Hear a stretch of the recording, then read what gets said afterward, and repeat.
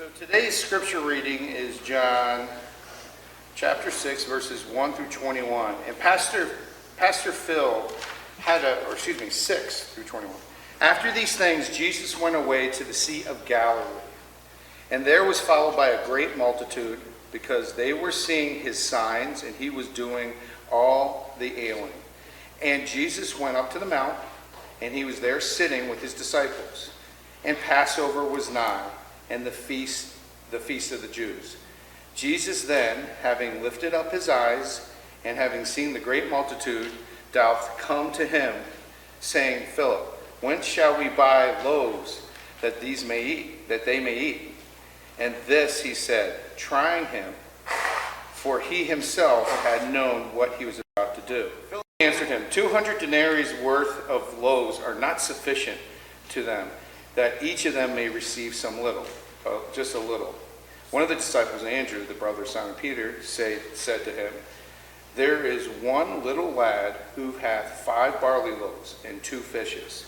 But these, what are they to do so many? And Jesus said, make the men to sit down. And there was much grass in the place, and the men sat down in number, as it were, 5,000. And that's just the men, right? They figure there's the women and the children, so there's probably even more. And Jesus took the loaves, and having given thanks, he distributed to the disciples. And the disciples to those reclining in like manner, also of little fishes as much as they wished. And when they were filled, he saith to the disciples, gather together the broken pieces that are over, that nothing be lost. And they gathered together, therefore, and filled 12 handbaskets with broken pieces, and 5 barley loaves that were over those having eaten. Everyone got something to eat. Amazing. The men then, having seen the sign that Jesus did, said, this is truly the prophet who is coming to the world. Jesus, therefore, having known that what they were about to come, and to take him by force, that they may make him king, retired again to the mountain himself alone. And when the evening came, his disciples went down to the sea. And having entered into the boat, they were going over the sea to Capernaum. And darkness had already come, and Jesus had not come unto them. The sea also, a great wind blowing, had been raised. It was a storm. Having pushed onwards, therefore, about 25 to 30 furlongs, they behold Jesus walking on the water, walking on the sea, coming nigh to the boat, and they were afraid. And he said to them, I am, be not afraid. They were willing then to receive him into the boat, and immediately the boat came onto land to which they were going. This is the word of the Lord. Welcome. Here's my story of one miracle in my life. My son Micah, who's back here in the corner, he was riding his bicycle. And we, as a family, were riding to school, like a school, for a fun event, like a carnival or something. And on our way, we were going down a long hill, and we were going into a very busy street called Lexington. Anybody heard of Lexington? Anyone? It's a very busy street. And I was first, Micah was second, and Papa probably had Lydia in the bike carrier, and Isaac was trailing. So this was probably 5 years ago, probably more. And as I'm approaching Lexington, obviously you have to stop because the cars are very fast. And all of a sudden, Micah's bicycle slams into the back of my bike. Boom! And I'm thinking, Micah, why did you just run into my bicycle? Why didn't you just put your brake on? And Micah said, my chain came off and I had no brake. Okay, everybody show me, how wide is the bicycle tire? Okay, I'm sorry, the fin, if you look straight on, how big is the bicycle? Yeah. super big, wide, thin? Thin? Yeah, right. I'm with you. Now, how big is a street? How wide is a street? Anybody guesses? Pretty wide. Pretty wide.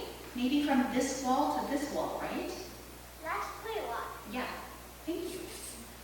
So, Micah's tire, this wide, happened to hit something else, my tire, that was this wide. And this length, I mean, that's pretty impossible. To have something so small hit something so small. Oh, why didn't it go over there? Why didn't it go over here? How did it find my bike tire? And here's the miracle. Micah didn't even try this. He had no idea what to do. He couldn't even stop his bicycle, and his bicycle found the back of my bike. This is what the miracle is Micah had no idea how to stop his bicycle, and he ran his bicycle tire. It could have easily gone boom or boom. He could have missed. But something guided his bike to my tire, and he stopped and did not go into the middle of traffic.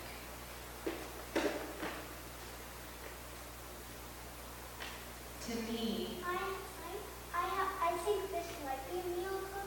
yes, Because one time I played the what was my pocket, and because she was lost, prayed that God would help me, and guess what? tell me. She came back all by herself. Astounding. I agree. Thank you, Matthew, for sharing that story. Thank you. Here's the other thing that I know. I asked Micah if I could tell the story today, and Micah reluctantly said yes. And he didn't think it was a miracle. I didn't think it I don't know. That's a good question. Maybe the miracles happen to us, but we don't think they are miracles. Amen. Maybe we're the ones who don't recognize it sometimes. I think that's true for me. I think my life has many miracles, and I'm the one who doesn't see it. Preach it. But I know that there's at least one, or I had probably a handful of miracle stories. And Matthew, I love that you know about your story of miracle with Pachu, the dog. Thank you for sharing that. Thank you for helping me. Let's, How come we didn't think it was a miracle? I don't know, maybe we should ask him later. Should we ask him later? Okay. Thank you, Matthew. Let's pray. Holy God, open our hearts to the reality of you, to your love and aliveness and realness. We pray this in the risen one's name, Jesus. And together, all of God's children say, Amen. Amen. Most of you are aware that Pastor Julie and I are married to each other. And that we do occasionally talk to each other. And sometimes it's even about the worship service. And so today, we did talk about the theme of this service. And so I want you to be thinking about, for yourself, this question that she asked the children. Do you believe in miracles? But I probably want you to think about that question differently than you've thought about it before. Because that question comes with some historical loadedness. Because in the 1700s, in the 1800s, in the 1900s, and on into today, people like to think about, did this really happen? Okay, and so I always like to ask myself the question, because it's almost always a dead end. If I could videotape this, if I could go back in time with a camera and videotape this event, what would it look like? And that's essentially what people have been asking for the last 300 or 400 years. Okay, because we have two miracles, two of the classic miracles in today's text, right? The feeding of the 5,000 with 5 loaves and 2 fishes. And I also love how this is the only story at which you can say the plural of fishes with an ES. I don't know how that happened, but it's true. Which has nothing to do with anything. And the walking on water story, which is not even the miracle of that story, which is just a teaser for later in the sermon. But what people would start to think about over the last 300-400 years is, okay, if they saw Jesus walking on the water, what really happened? Like maybe there were stones just under the surface. Or because they were lost and it was dark, maybe he was, you know, when you walk along the beach in the surf, and from out at sea it just looked like he was walking on water, but he wasn't actually walking on water. What happened for the feeding of the 5,000? Again, if you could videotape this, was the bread and fish, was it actually multiplying as they held it, like amoebas, you know, shoom, shoom, shoom, the bread actually multiplying and going out and out? The more modern interpretation of that is that when the little boy shared his 5 loaves and 2 fish, then everyone else reluctantly took out their lunch and shared it, and then all of a sudden there was enough for everyone. Now that's a very beautiful interpretation.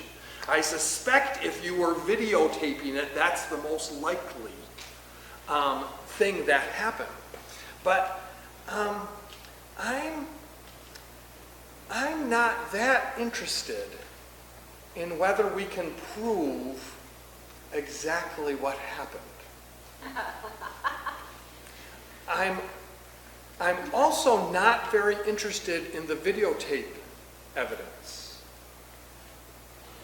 because I believe the real miracle for the disciples and for us is when our mind and hearts are transformed.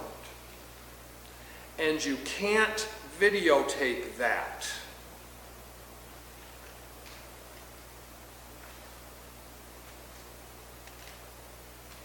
Alice, of Alice in Wonderland, down the rabbit hole Alice, at one point says, one can't believe impossible things.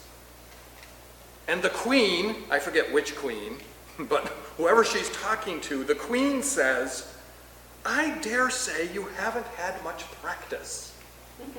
When I was your age, I always did it for a half hour every day. Why, sometimes I believed as many as 6 impossible things before breakfast. Do we, as people of faith, as people who believe impossible things, do we practice? And now, I just think practicing that in general is good. It's one reason why I don't know if as a pastor I'm supposed to read more nonfiction than I do, but I read almost all fiction because I love to practice believing impossible things. It does less for my mind, perhaps, but it does more for my heart. To get one more thing before we jump into John 6, and I want you to take a look at your call to worship, which is Ephesians. It's the Ephesians lectionary text for the day. But this is I think this is talking about the exact same thing as John 6, just using very different words. So it's saying, because Christ lives in our hearts through faith, okay, already we have listed an impossible thing. No one can live in your heart. Jesus lives in our hearts. Okay, I don't know whether or not you've had breakfast yet, but mark up number 1. Number 2, so then we have the power to grasp love's width and length. Now, I want to propose to you that fully embracing, grasping my own power to fully embody the width and breadth and height and depth of love would be a larger miracle than feeding 5,000 people. To get into the mindset that is not, if you flip the page, if you've forgotten Psalm 14, but instead to have the mindset of Ephesians chapter 3, that each one of us holds the breadth and depth and height and width of love at every moment. Now that would be a miracle. Let's believe some impossible things about that. Let's believe that the 2016 presidential race could be transformed by the power of God's love. See, I want to believe impossible things. See, believing that Jesus could feed 5,000 people, that is hard to believe. But one, we have trained ourselves to believe it. But then we take that, here's what I love about the disciples. You're right, Fred. As soon as they experience a miracle, they go right on to another miracle. And what are they? Like, wow, Jesus did one thing. No, they're terrified. Jesus has no trouble with that miracle, but the very next situation, they are just an absolute disaster. And they're fishermen on a boat, right in the middle of their own lives. They are absolutely terrified. I think I would like to think I would do better too.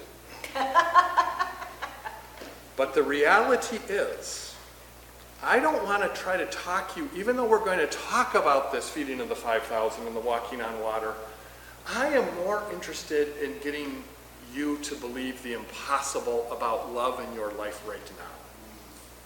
And I think that's terrifying. Way scarier than believing what Jesus did with a bunch of people on a hillside 2,000 years ago that we cannot videotape. You cannot videotape your heart either. You can only experience it.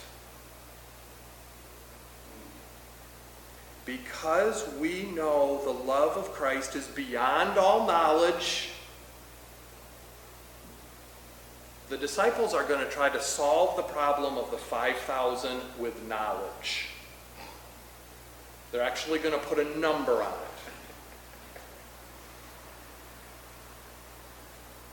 Because we know the love of Christ is beyond all knowledge, so we are filled entirely with the fullness of God. People of God, that's the miracle. You, right now, are filled with the fullness of God.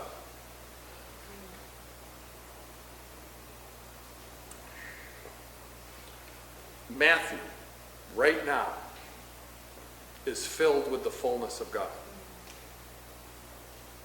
Matthew believes in miracles. Micah does not believe in miracles. And Micah is filled with the fullness of God. You do not believe you hold the depth and breadth and height and width of God's love in you. And you are filled with the fullness of God.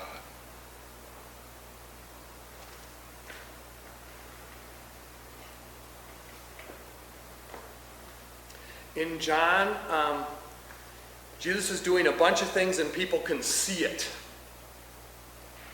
They have people who were sick, hadn't walked for years, are now walking. People are healed in ways that they had healers come through before, but whoa, this is like a whole different category of healing. So all of a sudden everybody's following. Jesus goes up on the mountain, And everybody follows him, and when he lifts up his eyes, as in he was, what was he doing? Meditating, praying, something, coming down into this place of love, of fullness of God. And it says he lifts up his eyes and sees the crowds. And what does Jesus do? This is really important. If you're looking at most of you have the text in front of you, don't you? This is verse 5. Then Jesus lifted up his eyes, and having seen that a great multitude had come to him, he said to Philip, this is a test for Philip. But what has he done? Like nothing, nothing can trouble. 5,000 people for dinner? Little faith experience. Every moment, every single moment, people of God, is a moment where we get to choose between faith and fear. Every single moment. And I mean the moment when you decide whether to go right or left out of your driveway. I mean the moment when your child is acting up and you get to decide how to respond. The moment when your main frenemy from high school contacts you on Facebook. The moment when you're making decisions about your retirement account. I just mean every single moment is a moment between faith and fear. And what Jesus does over and over again, amazingly, is he chooses faith. And that's why we are called people of faith. And amazingly, we are generally call ourselves people of faith who try to solve all of our problems with our fears in our heads. That's what we actually, that's what we practice. As the Queen says, you want to know how to believe impossible things, you've got to practice. What we practice is fearful living most of the time. Jesus wakes up, look at this. A beautiful opportunity to experience faith. 5,000 people just showed up. Remember in December, we spent the whole month practicing gratitude for all things. Not just count your blessings, count everything else too. Jesus, 5,000 people? Beautiful. Philip, come here. What do you think we should do about this? How are we going to feed 5,000 people? Philip, right away. That would cost at least 200 denarii. A worker gets paid 1 denarius a day. So that's 200 days labor. That's over one person's half of a year labor. There's no way people have just got that in their pockets. Okay, so mostly what I love is this is how we respond to life, right? Mm-hmm. Problems come up. We figure out we can afford that, we can't afford that, here's the best thing to do, the closest grocery store is, okay, if we sent Peter and Andrew and John, and we raise it, boom, boom, boom, boom, we need to feed 5,000 people, or we could send them all away, we've got options for you, Jesus. This is how we do life. This is not how Jesus does life. It would be a miracle for us to do life differently. And I'm not really interested in proving or disproving what Jesus did to get you to convinced about miracles. Instead, we could see miracles happening at every moment, or the possibility for miracle. So this one little boy says, I've got a story. I've got something. He doesn't think through it because it won't work, right? 5 loaves and 2 fish. Well, great kid, but thanks, but no, he just see out of that place of faith and trust. Then you don't have to calculate. You don't need to decide what's possible and what's impossible. You can just act because you contain the fullness of God and God's love within you. And the fullness of God and God's love can do anything. So 5 loaves and 2 fish. And I love this little detail, they're barley loaves. I'm only going to talk about this for a moment, but barley is actually a theme in the Bible.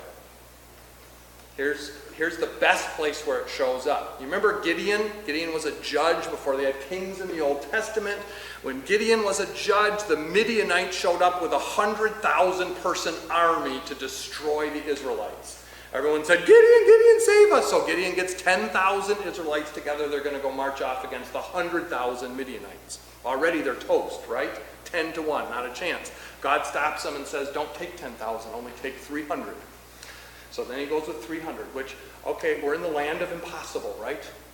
300 to 100,000. Every Israeli soldier could kill 100 of the Midianites before dying and they would still lose. This is a suicide mission. This is impossible. They end up on the ridge above the Midianite army. That night, it's a great story. I don't know the chapter verse. It's in Judges.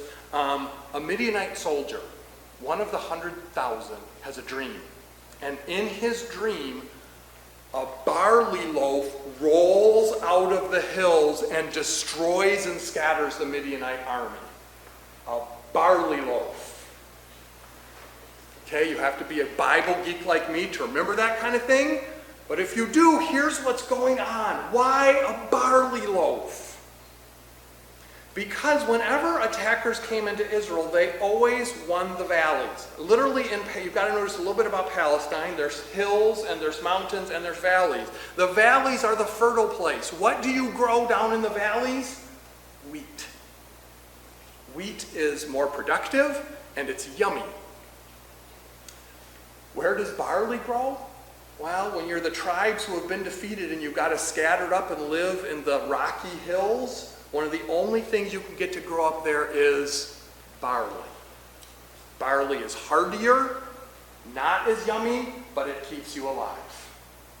So these are the poor hill people are going to win this battle. Okay? Comes back here. It's just 5 loaves and 2 fish. And it's barley loaves.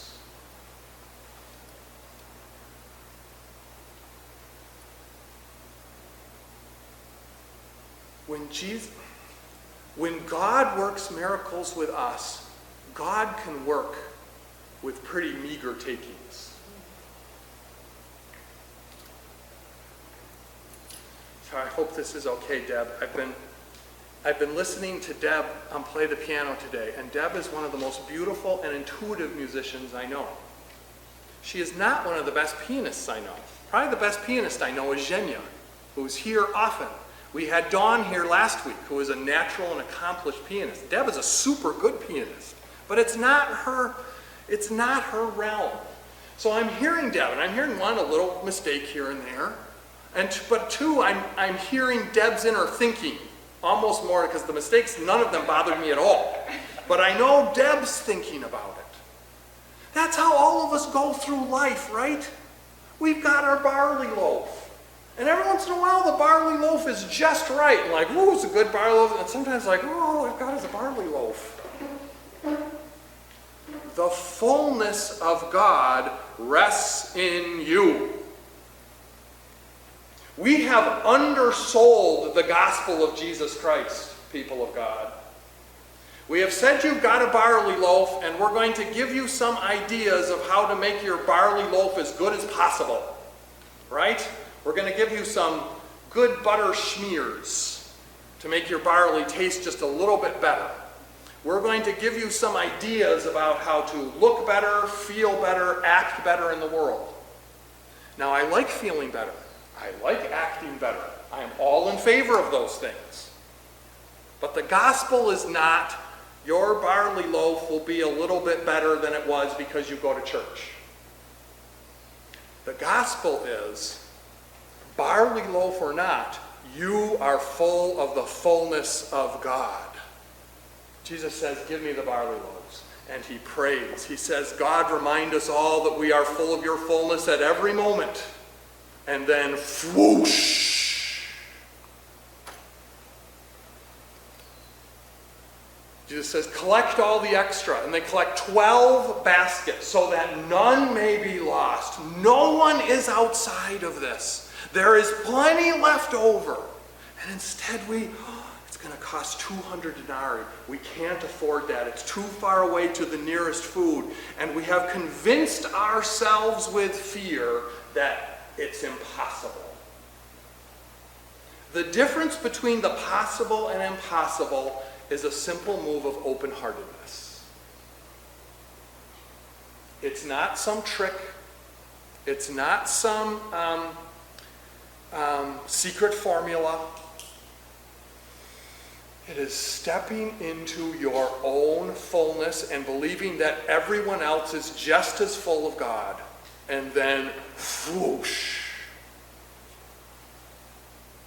The first response to Jesus is one of money. We can't afford that. The second one is, that's so awesome, we're going to make you king. Have you been reading the news at all the last couple of weeks? If you leave out, say, sports, and these exact same things apply to sports, but I would have to just talk, you'll be able to make the jump yourself. Almost all of the news is money and politics. That's what news is, right? That's how we talk to each other. Money and what? And fear. And fear, right. The underlaying of all of that is fear. Here's a miracle. We could talk to each other differently. The crowds are wondering where to go. It's the middle of the night. They get blown off course, 2 to 3 miles off course in the dark, in the lake. They see Jesus, and it really could be interpreted as walking along the water or on the water. And again, I don't care, because that's not the miracle. The miracle is, as soon as they recognize him, Jesus says, I am, do not be afraid. That's not the miracle, actually. I'm sorry, I oversold that. What happens next is Jesus says, I am. In other words, I'm right here, right now, with you. This is not a 2,000-year-old event. This is right now. Any fear you have, any moment, I'm here right now with you. The miracle is the next line. Look at it. It's verse 21. The miracle is that they were willing then to receive him, and immediately the boat came onto the land on which they were going. Let's go back to the videotape. Did the boat go from the stormy middle of the lake and all of a sudden disapparate and show up on the shore? I have no idea. Here's what I know happens.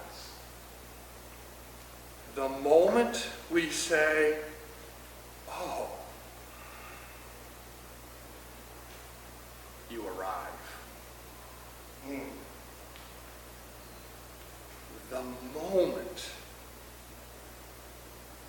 you experience, you allow yourself, they were willing to receive, then, the moment you are ready to receive, you arrive.